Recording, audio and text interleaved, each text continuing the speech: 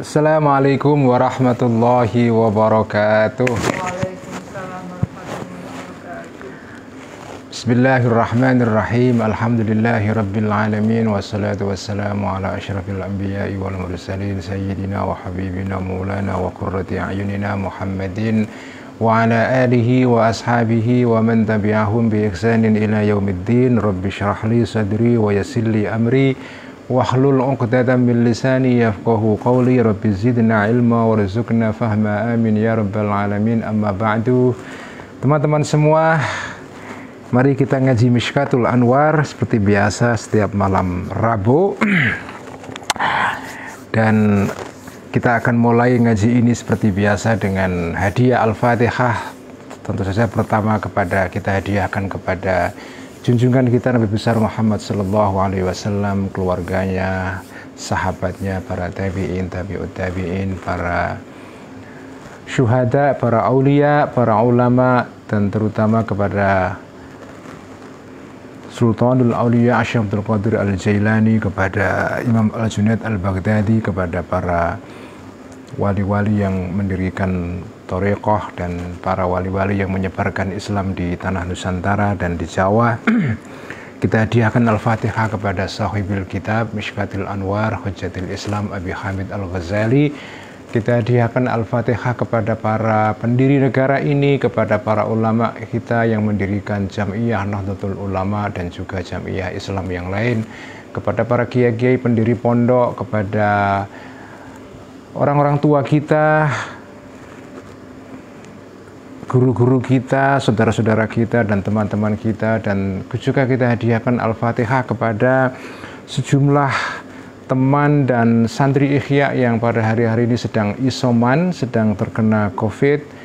Kita mintakan hadiah Al-Fatihah untuk kesembuhan kawan saya Kiai Nurul Huda, Kiai NH, yang sekarang juga masih dirawat di rumah sakit, juga kepada atau untuk adik ipar saya, adik iparnya Mbak Admin, yaitu Kiai Muhammad Reza yang sedang dirawat di Tuban, untuk keponakan saya, ponakannya Mbak Admin yang di Malang, Mas Naki, dan juga untuk Mas Bewok dan istrinya yang juga santri Ikhya yang hari-hari ini juga sedang isolasi mandiri, dan juga kepada teman-teman yang lain yang hari-hari ini sedang menderita dan berjuang dengan COVID ya. Dan juga kita hadiahkan Al-Fatihah untuk para dokter, para nakes kita yang sekarang ini sedang berjuang di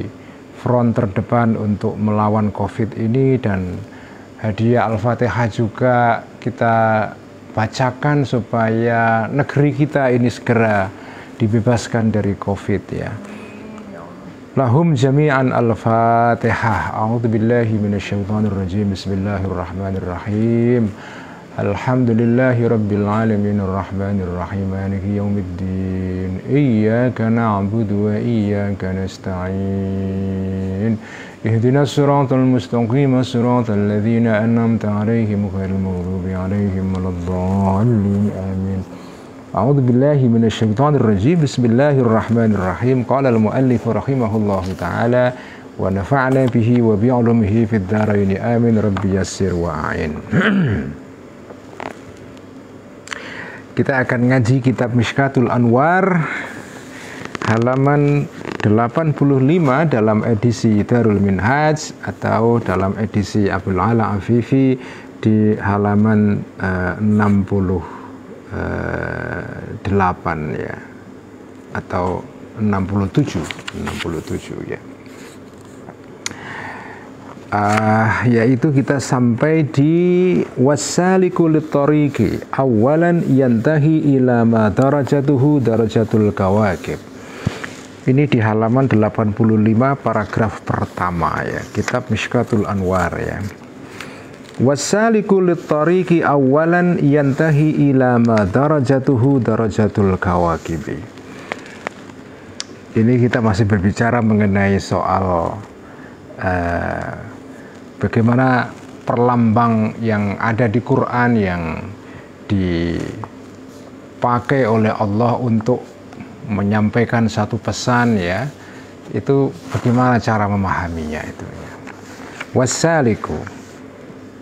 Wasaliku dan orang yang berjalan litoriki kepada jalan menuju Allah. Awalan pertama-tama, ini nanti kita akan bertemu dengan satu perlambang yang berdasarkan kisahnya Nabi Ibrahim di Quran, ya.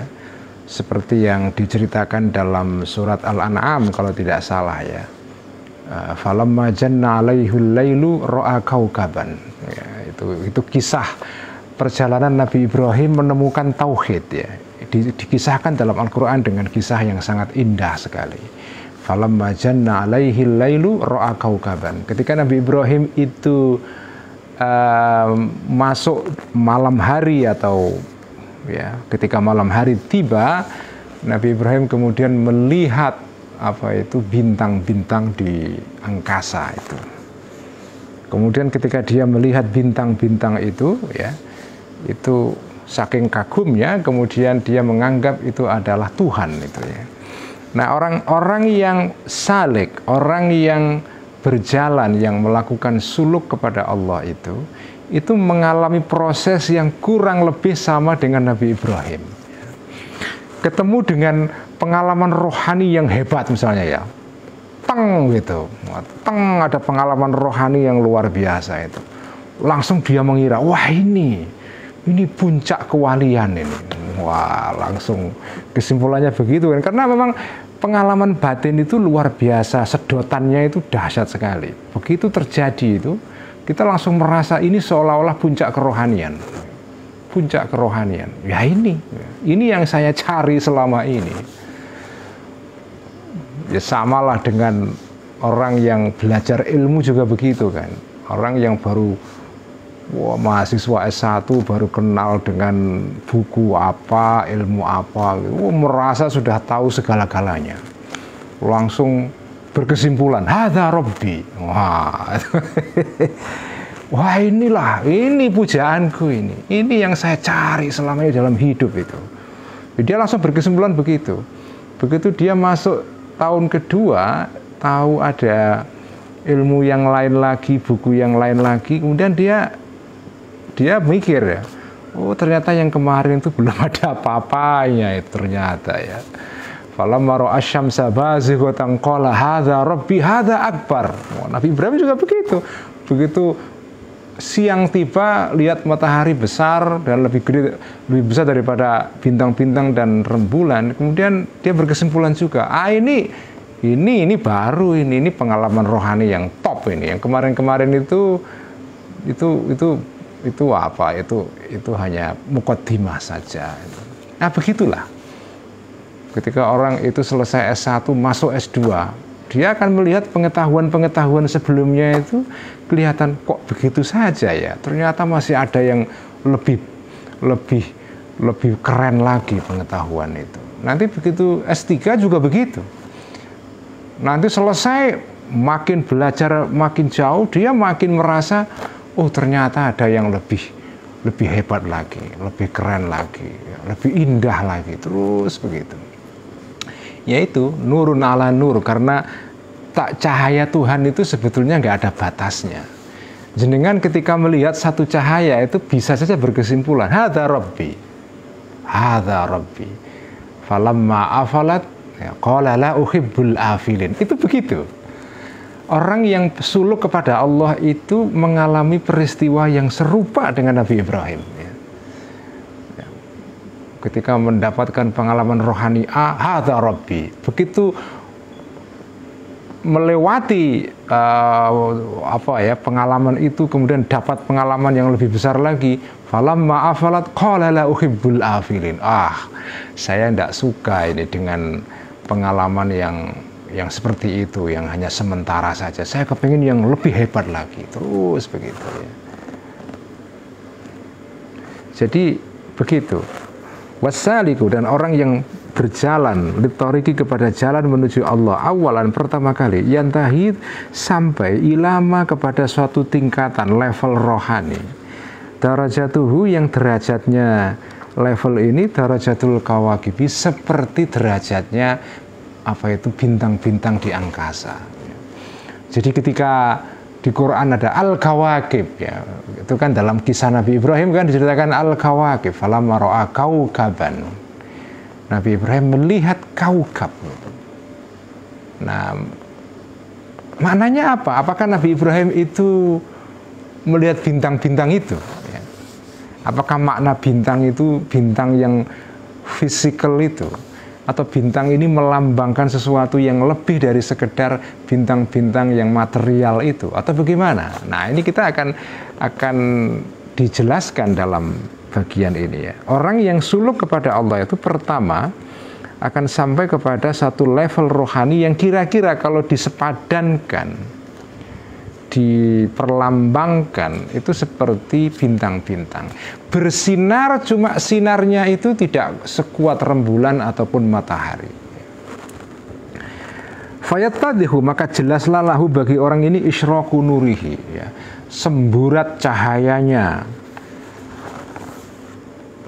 Level tadi ma tadi, wayang kasyifu, dan menjadi tersingkap lahu bagi orang ini salik annal alama, sesungguhnya alam al asfala yang ada di bawah alam materi ini, bi asrihi semuanya itu tahta sultanihi, di bawah kekuasaan dia, wa tahta isyraqi nuri, dan di bawah semburat cahayanya orang ini salik ini, wa yattadihu, dan menjadi jelas lahu bagi salik min jamalihi, dari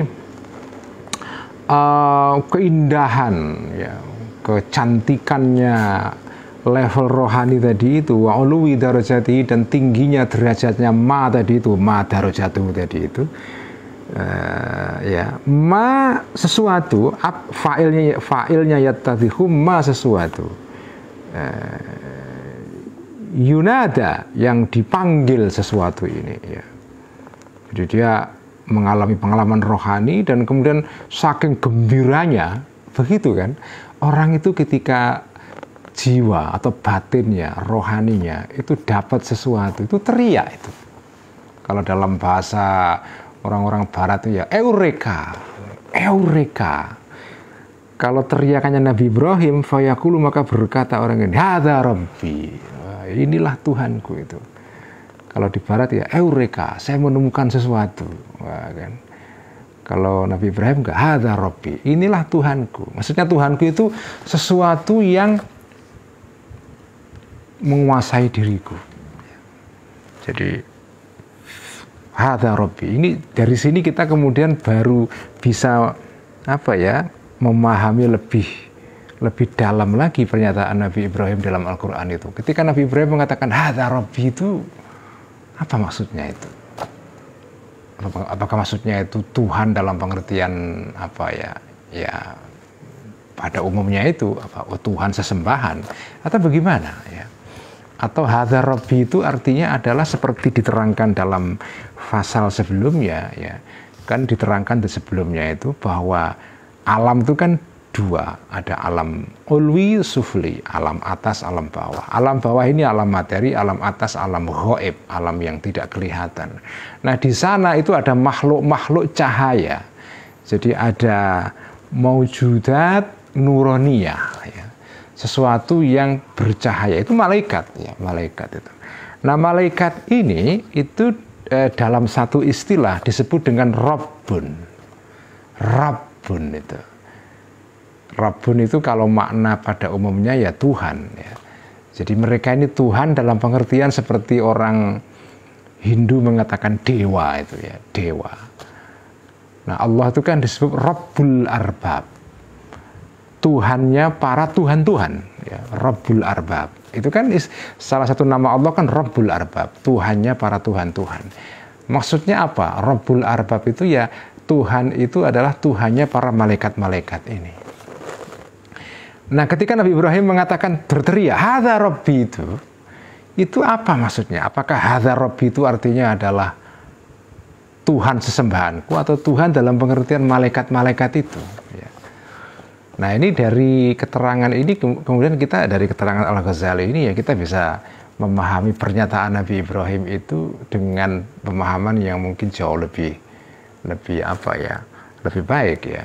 Maknanya hadza rabbi itu kira-kira adalah yaitu ketika orang suluk menuju Allah mendapatkan pengalaman, yang pengalaman itu statusnya itu tingkat cahayanya, kecemerlangannya itu seperti cahaya bintang, terang tapi tidak terlalu terang.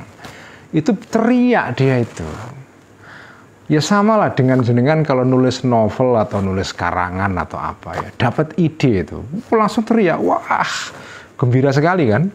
Orang kalau yang ahli ngarang, yang ngarang apapun ya, dapat ide itu pasti gembiranya itu luar biasa. Seperti gembiranya Nabi Ibrahim mendapatkan pengalaman ini, sampai teriak hadza rabbi itu, hadza rabbi, inilah yang saya cari itu. Nah, tapi karena sama dengan orang belajar itu kan berkembang, berevolusi. Semester 1, 2, 3, S1, S2, S3 kan begitu kan.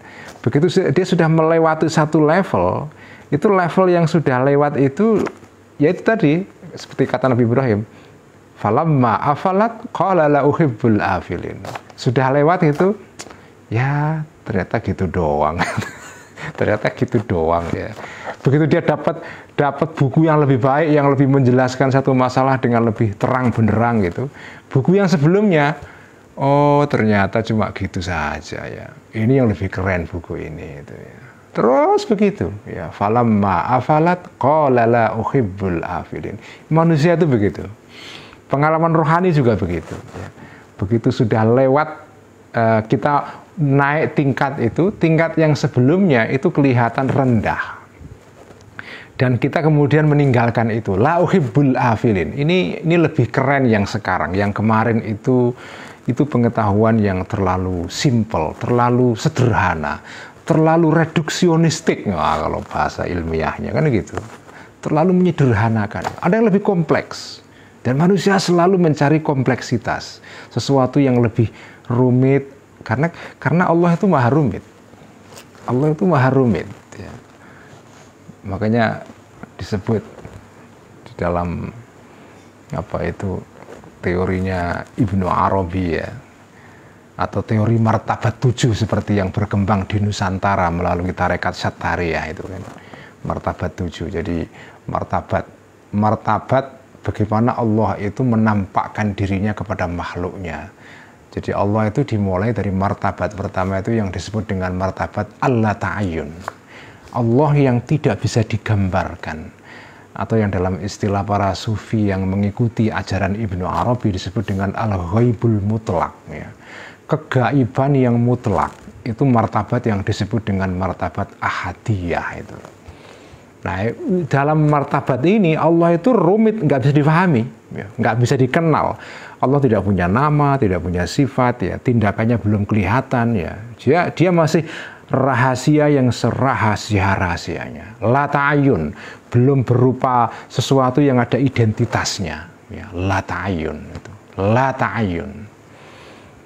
Nah, manusia itu suluk itu nanti ujung akhirnya adalah martabat pertama ini, yaitu martabat Allah yang belum bisa diidentifikasi. Nah, martabat ini tidak bisa dijangkau oleh siapapun ya, nggak bisa. Tapi manusia itu menuju ke sana, kepinginnya. Ya, karena asal usul manusia itu kan dari sini ini, dari Allah ya. Manusia itu kan dari Allah, kita kembali kepada Allah, dilempar ke dunia dan kita rindu kembali kepada sumber awal kita, yaitu Allah itu. Karena itu manusia itu begitu, berjalan kayak Nabi Ibrahim itu, mengalami pengalaman spiritual. Falamma ra'a kaukaban qala hadza rabbi, falamma afala qala la uhibbul afilin. Melihat satu pengalaman rohani yang seperti bintang, teriak hadza rabbi. Begitu lewat, ternyata tidak Robi amat itu. Ada Robi yang lebih keren lagi. Falamma ra'al qamara bazighan qala hadza rabbi. Ya. Falamma afala qala la uhibbul afilin. Falamma ra'a syamsa bazighatan qala hadza rabbi hadza akbar. Begitu lihat matahari, sinarnya luar biasa, teriak lagi hadza rabbi hadza akbar. Ini pangeranku dan lebih besar daripada pangeran-pangeran sebelumnya. Maksudnya itu, ini pengalaman spiritual yang jauh lebih hebat. Lebih hebat daripada sebelumnya. Hadza akbar. Hadza akbar itu. Nah ini kita dibantu oleh kitab Mishkatul Anwar itu untuk memahami perlambang-perlambang di Quran seperti itu. Ada bintang, ada rembulan, ada matahari. Maksudnya apa itu? Nah kita dibawa kepada kisah Nabi Ibrahim itu. Kita dibawa ke kisah Nabi Ibrahim itu ya. Ini indah sekali ini kitab Mishkatul Anwar. Agak ngeluh tapi indah ya. Agak ngeluh tapi indah. Karena ini mewakili perjalanan manusia dalam segala hal. Dalam segala hal. Manusia dalam segala hal itu meniru Nabi Ibrahim. Meniru Nabi Ibrahim. Yaitu apa? Berkembang rohaninya itu. Ya. Rohani itu bisa macam-macam. Rohani itu bisa bentuknya itu ya pengetahuan. Karena pengetahuan itu rohani. Tempat pengetahuan manusia itu di alam rohani. Ya. Alam goib. Ya. Bukan alam yang kelihatan ini. Ya. Kalau saya contohkan lagi, ini contoh yang saya gemari handphone. Karena yang ada di sini hanya handphone saja. Itu. Handphone ini dalam bentuk materialnya ini, yang kelihatan bisa dilihat dengan mata. Ya. Ini bagian dari namanya alam sufli, alam bawah, alam syahadah, alam yang nampak itu. Ya. Tetapi ketika handphone ini masuk ke rohani kita, ke pikiran kita sebagai pengetahuan, ya. Jadi misalnya ini kan handphone ini ketika di depan kita lihat, dia adalah sesuatu yang menjadi bagian dari alam materi. Kita lihat kan. Nah, ketika handphone ini kita singkirkan dari depan kita taruh ini. Nah, kelihatan lagi mata kita nggak lihat lagi handphone tadi. Handphone yang tadi berupa sesuatu yang material ditransformasikan, diubah menjadi informasi, gambar yang kalau mengikuti teorinya para filosof muslim seperti Ibnu Sina dan diikuti juga oleh Imam Ghazali dalam banyak kitabnya termasuk dalam Ihya ya. Jadi ingat ya, Imam Ghazali itu mengkritik Ibnu Sina tapi juga memakai Ibnu Sina ya. Jadi ketika kita melihat handphone itu, terus kita singkirkan handphone itu, gambar handphone itu tercetak di dalam satu tempat di dalam rohani kita yang di dalam filsafat Islam zaman dulu disebut dengan al-khoyal. Al-khoyal itu kalau di dalam teknologi informasi itu kira-kira ya seperti seperti memori ya, memori, tempat menyimpan informasi. Nah, memori ini nanti disedot, dinaikkan ke level berikutnya untuk diproses ya. Diproses di sistem pemrosesan, prosesor ya, program. Kalau di komputer ya programnya macam-macam, bisa Windows, bisa iOS, bisa macam-macam kan. Ada alat untuk memproses data ini.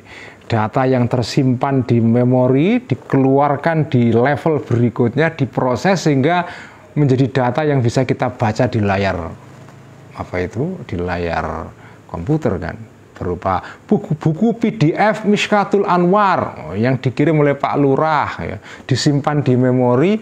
Begitu sudah disimpan di memori, diambil, disedot ya, dimasukkan, diproses sehingga bisa muncul di layar komputer, kita baca buat ngaji gitu kan.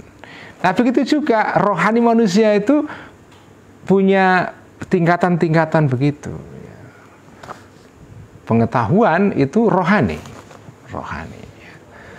Nah pengetahuan manusia itu juga bertingkat-tingkat. Begitu orang dapat pengetahuan yang memuaskan dia teriak saking gembiranya. Teriak.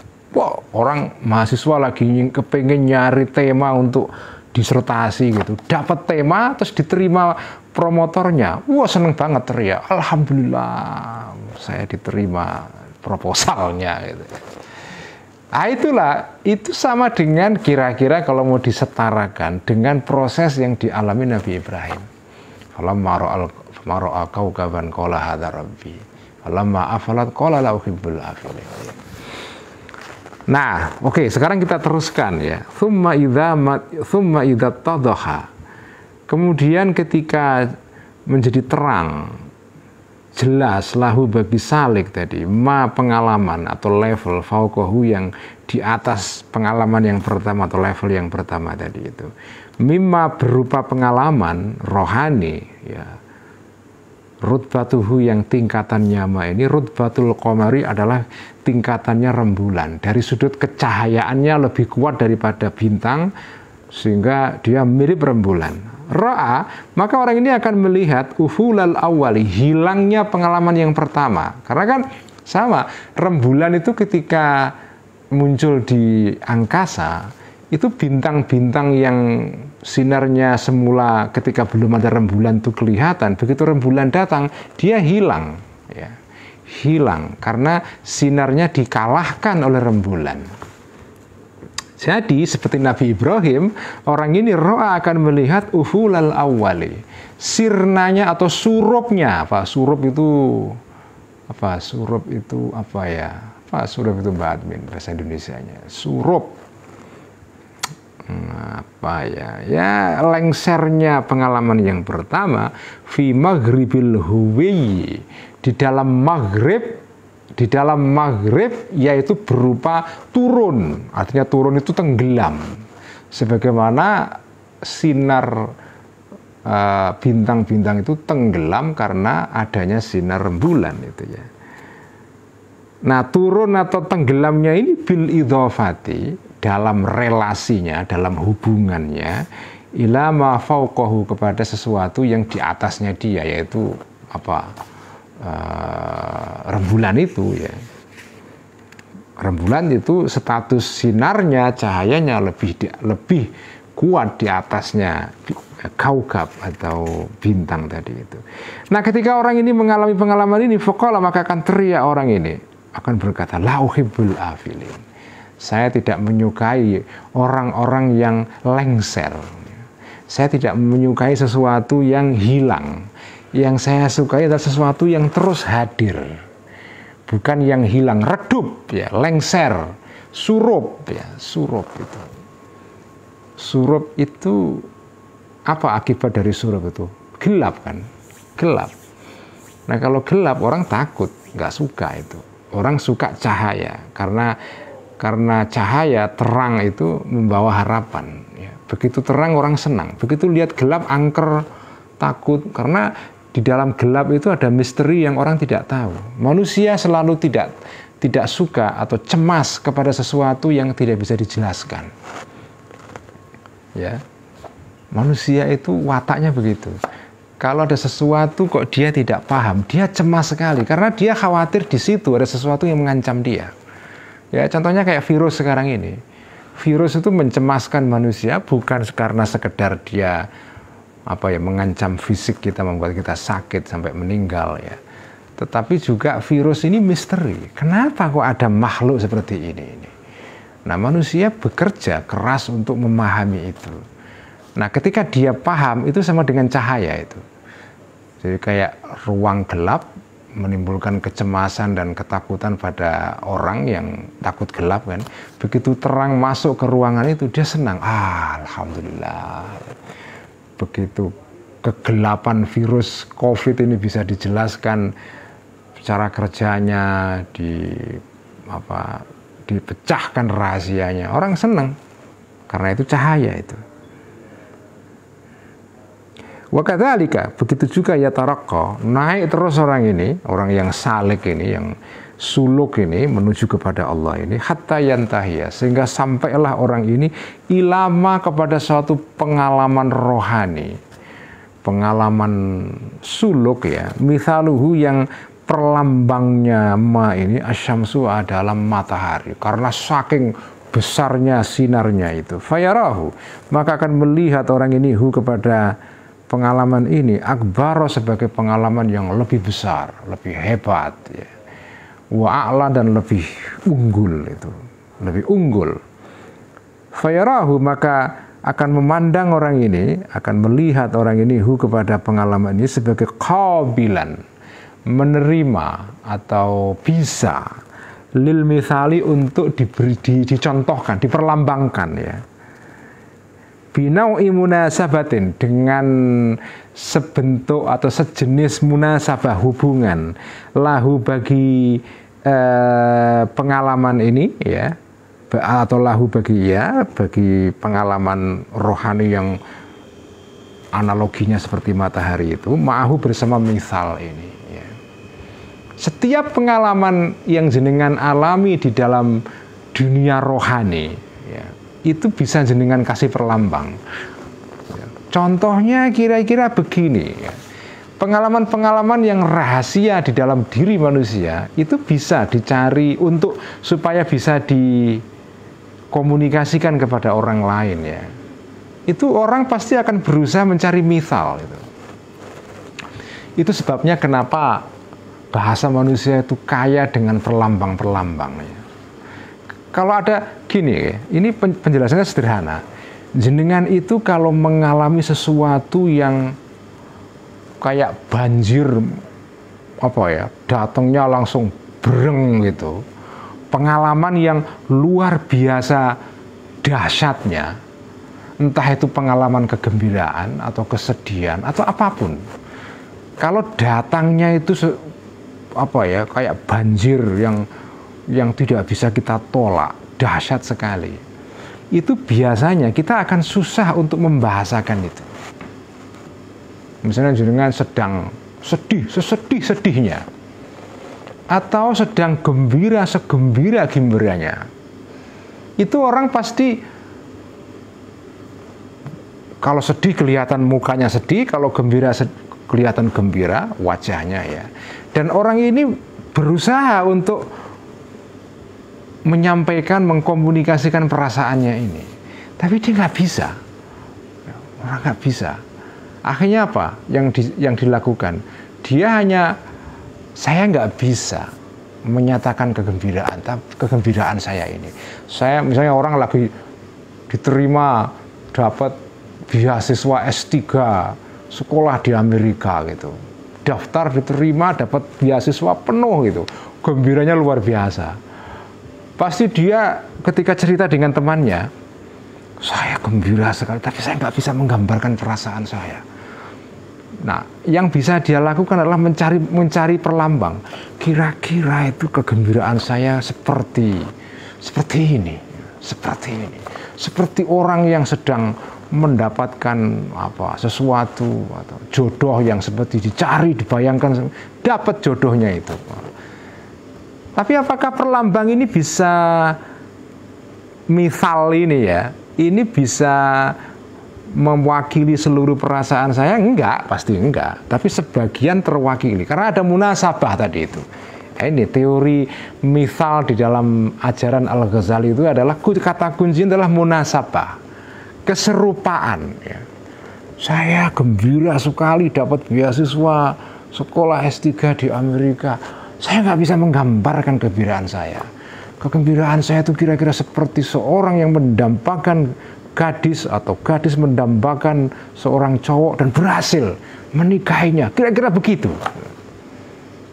Nah, itu namanya misal. Misal atau perlambang pasti tidak bisa menggambarkan seluruhnya sesuatu yang digambarkan itu, yang dimisali, yang diperlambangi. Tapi tetap bisa menyampaikan sebagian. Kenapa? Karena di antara keduanya ini ada munasabah. Ada hubungan antara misal dengan yang dimisali, antara perlambang dengan yang diperlambangi. Nah, begitu juga perlambang itu jadi kemarin kan dikatakan dalam kitab Mishkat kan, perlambang itu diambil dari sesuatu yang ada di sekitar kita ini. Artinya sesuatu yang material ya. Karena perlambang itu kan tujuannya untuk memudahkan supaya difahami isi pesan yang dibalik perlambang itu. Nah, yang paling mudah ya untuk memahami ya diambil misal perlambang itu dari hal-hal yang ada di sekitar kita dalam kehidupan sehari-hari ya. Ya entah, ya itulah misalnya kayak alisnya seperti bulan sabit. Keindahan alis itu kan tidak bisa ada orang jatuh cinta, kepada perempuan, dan dia tidak bisa menggambarkan kecantikan perempuan itu. Dia hanya bisa menggambarkannya dengan perlambang itu. Alisnya seperti bulan sabit. Bulan sabit itu sesuatu yang nampak, bisa kita lihat kan. Dia berasal dari alam sufli ini, alam bawah ya. Artinya dia sesuatu yang bersifat material untuk menggambarkan sesuatu yang tidak material, yaitu apa? Keindahan dan kecantikan. Yang itu konsep ya. Itu kan konsep. Konsep itu nggak bisa diindera, nggak bisa dilihat. Dia bisa digambarkan melalui perlambang, diwakili melalui suatu analogi. Jadi perlambang itu ada di bumi, makna yang mau disampaikan melalui perlambang itu adanya di langit, di alam rohani, alam al-ghaib, perlambang alam syahadah. Kenapa ini perlambang kok bisa mewakili makna yang ada di langit itu, di langit rohani ya? Karena di antara keduanya ada munasabah, ada kemiripan itu ya. Inilah secara garis besar teori tentang metafor di dalam ajaran Imam Ghazali. Baik, ini jam berapa sekarang?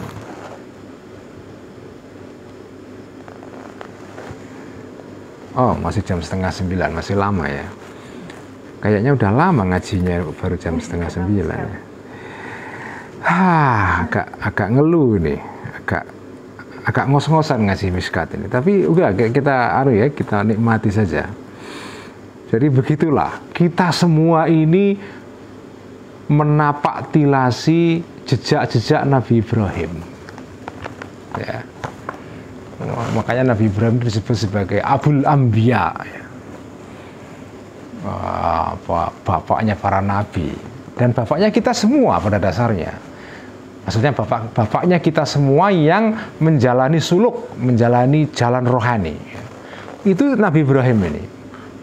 Jadi perjalanannya itu begitu dapat pengalaman langsung seneng. Oh, hadza rabbi. Falamma afalat, oh ternyata kok itu belum seberapa ya. Ternyata ada yang lebih hebat lagi. Begitu ya.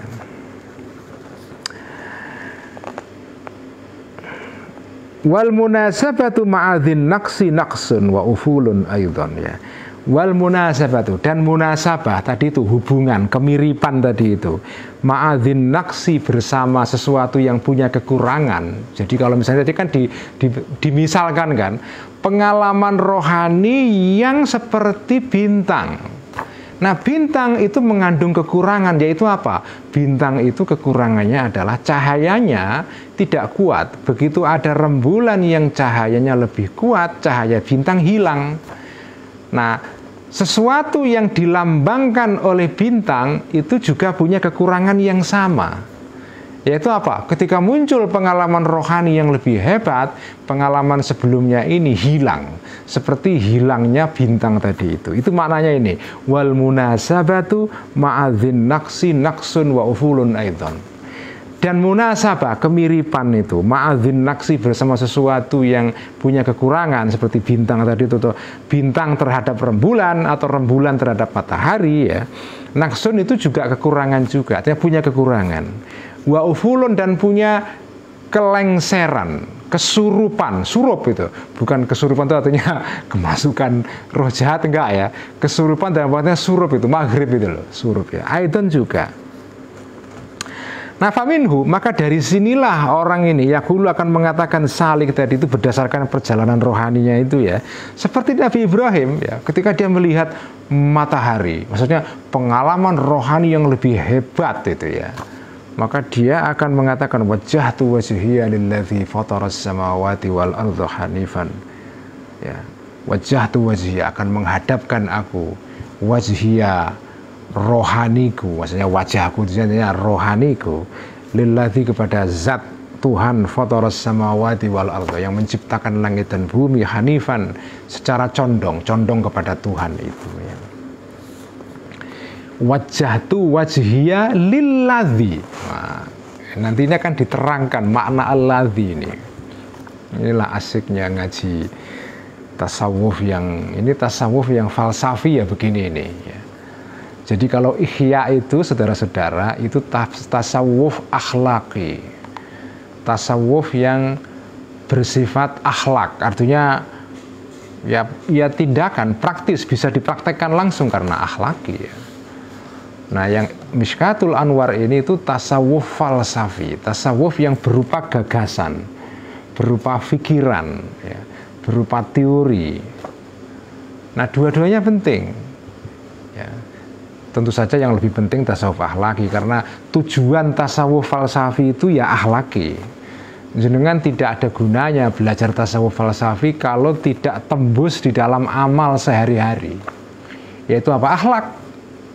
Karena tujuan orang berislam, beragama, beriman itu ya hidup yang baik, hidup secara moral. Gak ada gunanya jenengan belajar tasawuf falsafi, konsep, teori apa, tapi amalnya nggak karu-karuan.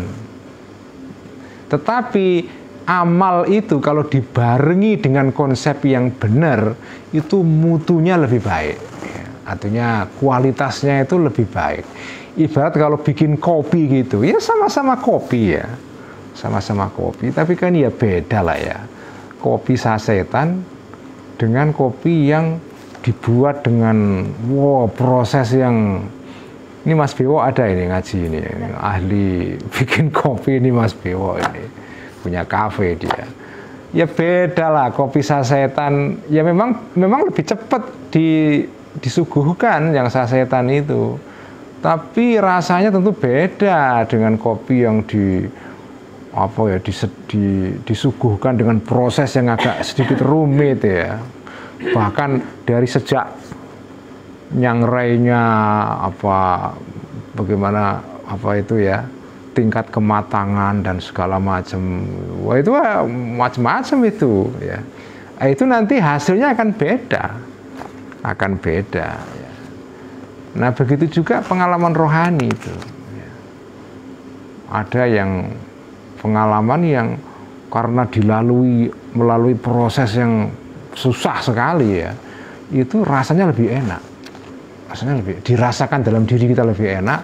Nah amal akhlak itu, amal itu ya, itu kalau dilandasi oleh ini seperti ini, ada tasawuf falsafi melalui kitab Mishkatul Anwar ini, itu lebih rasanya beda.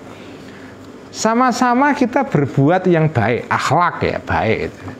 Tapi yang satu itu tidak ada proses seperti ini, tidak melalui ngaji Mishkatul Anwar. Itu kira-kira akhlak yang kalau, ini misal ini misal juga, ya akhlak yang seperti itu kira-kira ya kayak kopi sasetan lah ya.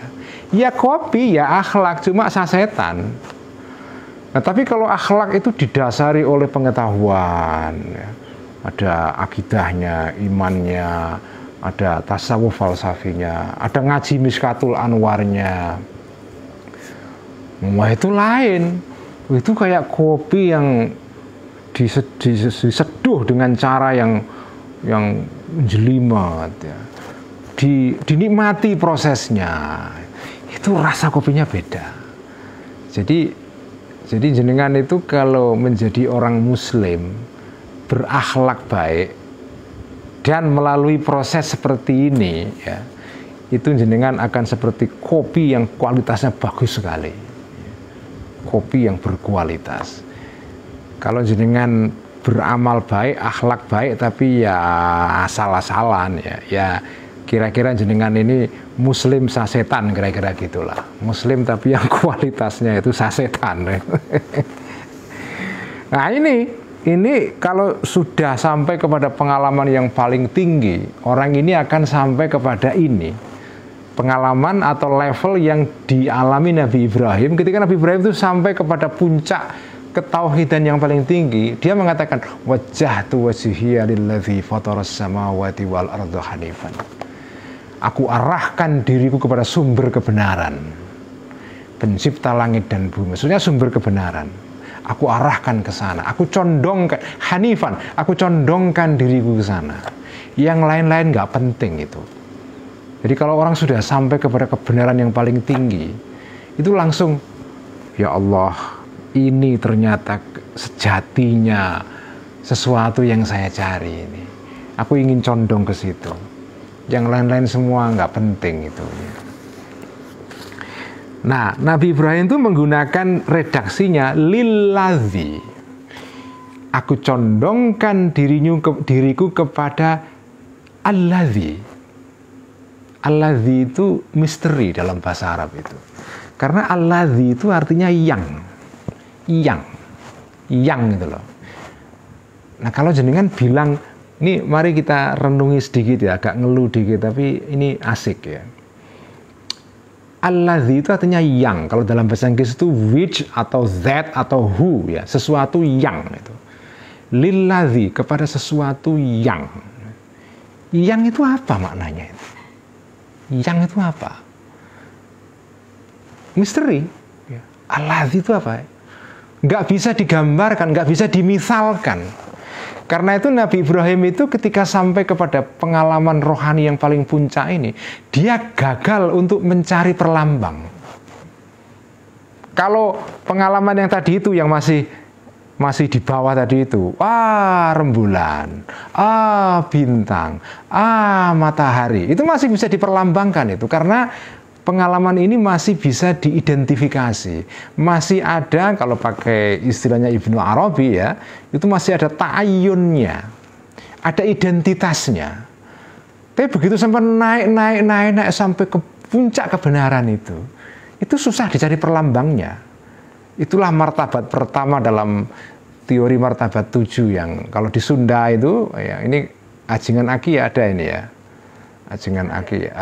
Ini kalau di Sunda itu ajaran martabat 7 itu dibawa dari Aceh sana, dari Syekh Abdul Rauf Singkel di Aceh ya, Baiat Thariqat Sattariyah, namanya Kiai atau Syekh Abdul Muhyi Pamijahan Tasikmalaya, yang makamnya di tempat peziarahan di Tasikmalaya.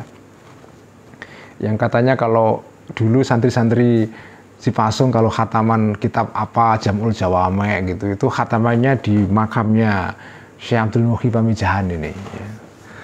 Nah, ini Syekh Abdul Muhyi Pamijahan itu membawa ajaran namanya martabat 7. Belajarnya dari siapa? Dari Syekh Abdul Rauf Singkel di Aceh sana. Ya. Nah, Syekh Abdul Rauf dari mana belajarnya? Dari gurunya di Madinah, namanya Ibrahim Al-Qurani, Imam Ibrahim Al-Qurani. Ya. Itu salah satu sumber Thariqat Sattariyah di Madinah dulu. Pada abad berapa? Abad 17, 1600-an. Ya. Nah, itu dibawa ke Jawa Barat. Nah, dalam teori martabat 7 itu dikatakan, martabat 7 itu hanya teori tentang martabat maujud. Sesuatu yang ada ini, itu ada martabat-martabatnya. Yang paling tinggi wujud itu adalah wujud Allah pada martabat pertama. Yang disebut dengan martabah la ta'ayyun, al-ghaibul mutlak, kegaiban mutlak yang tidak bisa digambarkan. Karena itu Nabi Ibrahim ketika sampai kepada pengalaman ini nggak bisa dia cari perlambangnya apa. Matahari nggak bisa, rembulan nggak bisa, bintang nggak bisa. Semua perlambang ketika kita sampai ke martabat pertama ini, martabat namanya saja martabat la ta'ayyun, yang unidentifiable ya, unidentifiable, yang tidak bisa diidentifikasi ya, karena nggak bisa diidentifikasi ya nggak bisa dicari perlambangnya. Karena itu Nabi Ibrahim mengatakannya wajjahtu wajhiya lilladzi, kepada yang itu apa? Gaib, la ta'ayyun, nggak bisa digambarkan itu. Makanya kalau kita sholat kan ada doa iftitah ya, itu kan ya, ini doa iftitah. Sholat kita itu kan dimulai dengan doa iftitah ini ya. Wajah tuh, kalau jenengan pada saat sholat membaca doa ini ya, wajah tuh wajhiya lilladzi fataras samawati wal arda hanifan musliman wa ma ana minal musyrikin. Ingatlah Nabi Ibrahim. Jadi jenengan kalau pada saat sholat baca doa iftitah di rakaat pertama itu jenengan usahakan ingat Nabi Ibrahim ketika dia sampai kepada pengalaman rohani paling puncak dan gagal mencari perlambang, sehingga dia hanya bisa mengatakan lilladzi, Aku condongkan diriku kepada yang menciptakan langit dan bumi. Kepada yang. Yang itu apa? Yang itu apa? Ya. Makanya dalam konsepsi orang Jawa itu kan Tuhan itu ya digambarkan Sang Hyang. Hyang. Hyang itu apa? Gaib. Ya, hyang. Nah ini ililadzi itu. Yang itu. Yang itu apa? Enggak jelas ya. Gaib. Ya. La ta'ayyun. Al-ghaibul mutlak. Martabat yang dalam ajaran martabat 7 disebut dengan martabat ahadiyah. Ya. Ahadiyah itu. Nanti di bawahnya ahadiyah ada martabat namanya wahdah. Nanti di bawahnya lagi wahidiyah. Ya. Nanti ada alamul arwah, alamul mithal, alamul ajsam, dan seterusnya. Wa makna alladzi, makna alladzi itu apa? Maknanya yang itu apa? Yang itu apa? Nah, isyaratun adalah isyarat mubhamatun yang rahasia. Memang alladzi itu isyarat, itu petunjuk, itu signifikasi dalam teori semiotika itu ya. Itu signifikasi, proses menunjuk sesuatu. Signification ya. Menunjuk sesuatu yang cuma mubhamatun, yang rahasia, yang tidak jelas. Karena yang ditunjuk juga rahasia. La munasabatalah, yang tidak ada kemiripan laha bagi isyarah ini. Tuhan itu nggak ada munasabahnya. Susah digambarkan Tuhan pada level martabat pertama ini loh ya, martabat ahadiyah. Nanti kalau Tuhan di level bawahnya lagi, martabat kedua yaitu wahdah atau martabat ketiga wahidiyah, itu bisa dicari munasabahnya. Tapi Tuhan pada level martabat pertama yaitu wahidiyah ya, atau ahadiyah, ahadiyah, itu tidak ada munasabahnya. Itu Tuhan yang dalam istilah bahasa Inggris disebut dengan ineffable, yang tidak bisa dikatakan, ya, ineffable, ya, ineffable. Misteri. Tuhan sebagai misteri mutlak gitu ya. Makanya hanya bisa dikatakan alladzi ya. Makanya puncak nama Tuhan itu kalau di dalam ajaran Ibnu Arabi itu bukan Allah ya. Allah itu masih identifikasi itu. Puncaknya apa? Huwa. Huwa. La ilaha illa huwa. Itu kan di dalam kitab Mishkat sebenarnya kan begitu. La ilaha illa huwa. Kalau tauhid yang tingkat bawah itu la ilaha illallah. Tapi kalau tauhidnya orang yang seperti Nabi Ibrahim ini sampai ke tingkat rohani yang paling puncak, itu bukan lagi la ilaha illallah. La ilaha illa huwa. Tidak ada Tuhan kecuali Dia. Kenapa kok Dia? Karena susah digambarkan, susah dinamai, susah diidentifikasi, susah diberi kode, susah dikatalogisasi, itu nggak bisa itu. Karena itu dia martabatnya di tingkat pertama, martabat ahadiyah, la ta'ayyun, al-ghaibul mutlak ya. Ini ilmu agak tinggi ya, tapi ya sekedar untuk tahu saja. Tapi kalau jenengan bisa mengalami ini sebagai pengalaman rohani, karena ini saya ngomong begini kan hanya menceritakan apa yang dialami oleh Imam Ghazali. Kalau Imam Ghazali pernah ngalami, saya yakin 100% beliau pernah ngalami ini. Tapi kalau saya 100% saya nggak pernah ngalami.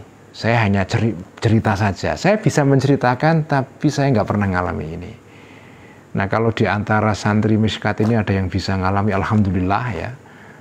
Minimal saya dapat komisi ganjaran karena menyampaikan informasi ini kemudian diamalkan. Kalau saya belum pernah ya. Susah ini. Jangan dikira loh ya, ilmu Mishkat ini ilmu abal-abal. Ini ilmu Imam Ghazali itu sampai kepada kitab Mishkat ini, dia harus mengalami proses uzlah pertapa 10 tahun. 10 tahun. Ini bukan 10 tahun yang sambil main Facebook, main Twitter, bukan begitu. Ini 10 tahun murni uzlah. Ya. Nggak ada yang lain-lain, nggak ada distraksi.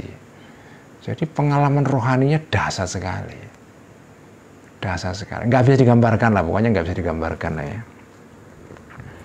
Jadi makna alladzi itu isyaratun mubhamah. Idlau qala qailun, karena kalau jika mengatakan seseorang ini, ya, misalnya bertanya, ma mithalu mafhumil ladzi. Jadi ada orang, kemudian dia mengalami pengalaman rohani yang dahsyat sekali, dia nggak bisa menggambarkan, hanya sekedar mengatakan alladzi, yang itu. Kemudian ditanya orang ini, atau dia nanya, dia kepingin membahasakan pengalamannya itu, lalu tanya, ma mithalu mafhumil ladzi. Apakah perlambang untuk konsep alladzi itu kira-kira apa? Yang itu perlambangnya apa? Maka orang ini susah pertanyaannya dijawab. Lam yutasawwar, maka tidak bisa digambarkan. An yujaba anhu, untuk dijawab. Gimana menggambarkan sesuatu yang tidak tergambarkan? Gimana coba? Ya nggak bisa. Yang paling bisa dilakukan ya sudah membuat atau mengatakan konsep itu dengan istilah atau penggambaran yang sifatnya generik, umum. Alladzi, itu aja udah. Alladzi itu ya. Nah, karena itu fal munazzahu, maka zat atau Tuhan yang dibersihkan dari, yang dibebaskan dari segala mithal, dari segala perlambang. Fal munazzahu, maka Tuhan yang dibebaskan an kulli munasabatin, dari setiap kemiripan atau relasi. Ini adalah huwal awwalul haqqu. Inilah Tuhan yang maujud pertama, al-haqqu, yang menjadi kebenaran yang sejati. Yang dalam teori martabat 7-nya Syekh Abdul Rauf Singkel itu adalah martabat pertama yang disebut dengan martabat ahadiyah itu. Kalau ada teman-teman yang kepingin belajar teori tentang atau ajaran martabat 7 ini, itu ada satu kitab yang dulu pada abad 17 terutama ya, itu populer di Nusantara. Itu kitab judulnya dikarang oleh seorang sufi dari India, namanya Syekh Muhammad Ibn Fadlullah Al-Burhanpuri, yang nulis kitab judulnya At-Tuhfah Al-Mursalah ila Ruhin Nabi, yang syarahnya pernah dikaji oleh Profesor Oman Fathur Rahman melalui ngaji ngariksa yang juga disiarkan melalui online juga. Ada di YouTube ya, jadi kan kalau kepingin tahu tentang teori martabat 7 silakan mengikuti, silakan cari Oman Fathur Rahman, ini profesor ahli tentang ajaran ini ya, yang ngajar di UIN. Itu dia pernah ngaji puasa kemarin ini, ngaji kitab Ithafuz Zaki bisyarhi At-Tuhfah Al-Mursalah ila Ruhin Nabi. Jadi kitab syarahnya At-Tuhfah Al-Mursalah itu. Nah, At-Tuhfah Al-Mursalah ini kitab pendek sekali tapi meringkaskan ini ajaran mengenai martabat 7 ini, yang kalau jenengan pernah belajar kitab itu, memahami ini akan lebih enak ya. Jadi alladzi itu apa? Kalau ada orang nanya, kalau ada orang sudah pernah mengalami pengalaman dahsyat rohani, tapi dia nggak bisa menyampaikan karena bahasa manusia itu tidak sampai itu. Lalu dia tanya, Tuhan yang seperti itu alladzi itu apa perlambangnya itu? Susah dijawab karena nggak ada perlambang lagi. Perlambang-perlambang yang berasal dari alam musyahadah ini, ya, dari alam materi ini, tidak cukup untuk bisa menggambarkan Tuhan yang seperti itu. Yang itu gitu ya. Itu kan susah itu apa? Ya udah itu pokoknya. Karena ini apa? Karena ini adalah al-haqqul al-awwal ya, kebenaran yang pertama, martabat ahadiyah yang la ta'ayyun, yang al-ghaibul mutlak itu ya. Wa kadzalika, begitu juga lamma qala, ketika berkata ba'dul Arabi, sebagian orang-orang Arab Badui, artinya Arab yang sederhana pikirannya ya. Mereka ini bukan orang yang canggih, yang mengenal peradaban besar, enggak, orang Arab sederhana, bertanya kepada kepada Rasulullah sallallahu alaihi wasallam.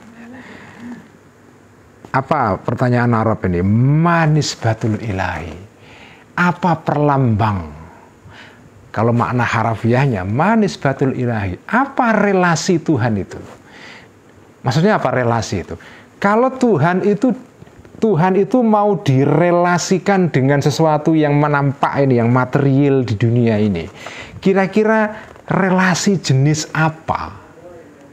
Atau kalau memakai bahasa filsafat sekarang, modalitas apa yang bisa dipakai untuk menggambarkan Tuhan yang seperti ini apa? Modality atau modalitas.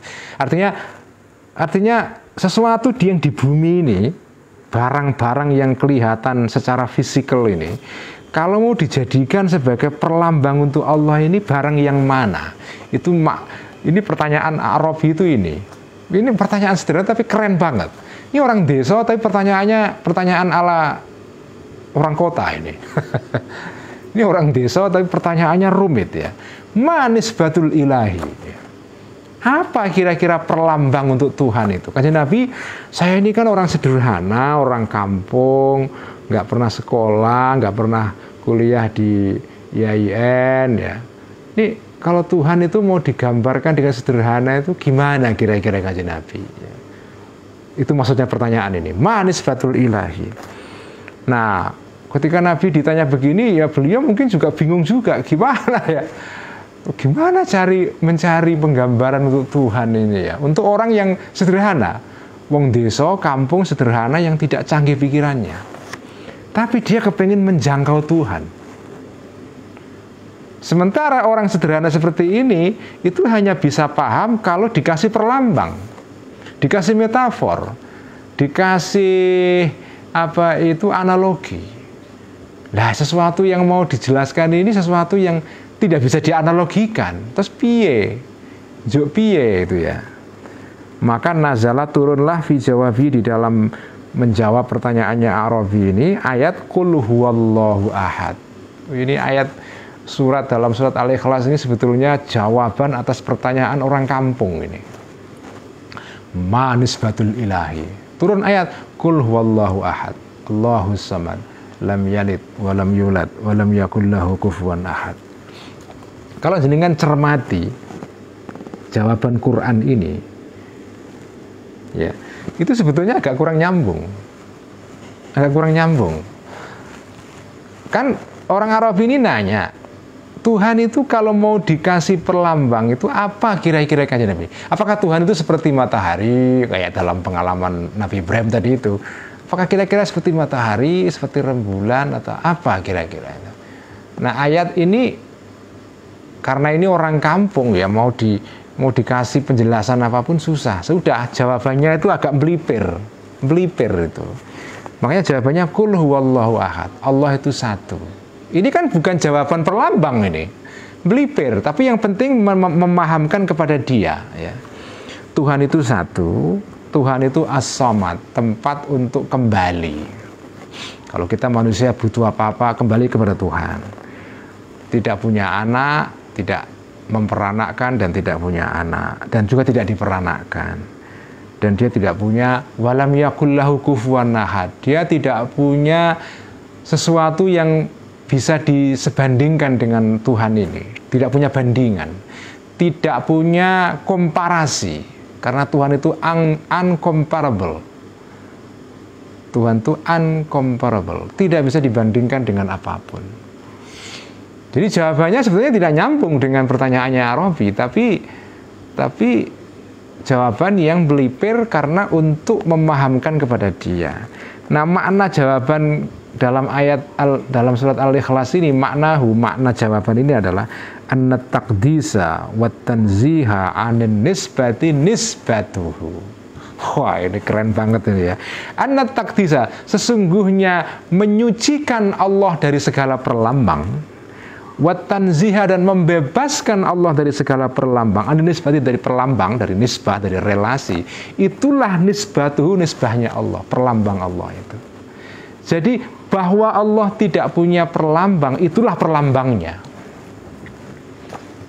Nah, ngeluh kan?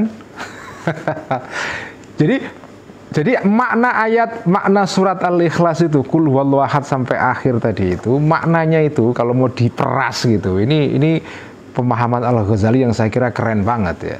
Makna surat Al-Ikhlas itu adalah bahwa Allah itu tidak bisa diperlambangkan, tidak bisa dicari analoginya, tidak bisa dicari metafornya. Itulah metafor bagi Allah itu.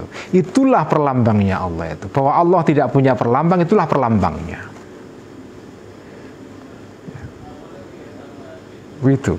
Itu makna surat Al-Ikhlas ya.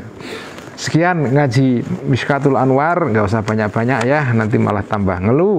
Kita teruskan minggu depan. Kita tutup dengan seperti biasa sholawat tibil qulub, diniati untuk menjaga diri kita dari wabah ini ya.